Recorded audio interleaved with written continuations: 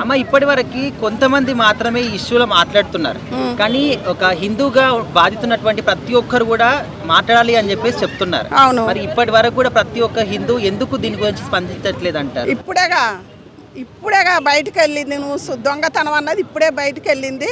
అందరూ ఛానల్లో చూస్తూనే ఉన్నారు.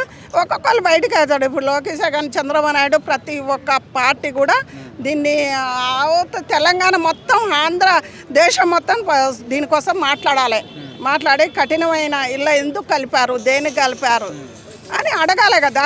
హిందువులందరూ ఒకటైతే హిందువులందరూ తలొక కత్త చెప్ప తీసుకొని ఎమ్మడి పడితేనే ఎందుకు కలిపినారు అన్నది అది పాపం అన్నది ఒప్పుకోవాలి. అక్కడ ఒప్పుకున్నప్పుడే కదా అది ఎంత పాపం. ఒక పందినే కలిపి అందరికి ప్రతి ఒక్కళ్ళు ఇప్పుడు దాంట్లో తెల్లోళ్ళు మంచోళ్ళు చెడ్డోళ్ళు ఆ కూర తిననోళ్ళు ఎక్కువ తక్కువ కూడా మన దేవుణ్ణి పోయి కొలుతారు కదా. మరి వాళ్ళకి తినిపించిర్రు, వాళ్ళకి పాపం తలగదా, ఆ ఉసురు తలగదా. దాని పాపం అనేది బయట పడ్డది. వాళ్ళ రోజా ఇంకెవడో కూర్చుంటూ కావాలా బయట పడతాయి.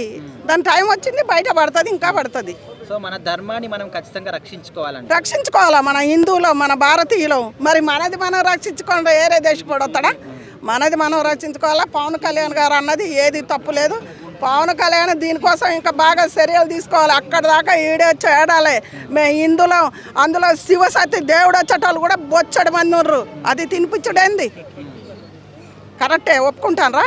ఆ పార్టీ వాళ్ళు ఒప్పుకుంటారు అనుకో, వేరే పార్టీ ఒప్పుకుంటారా?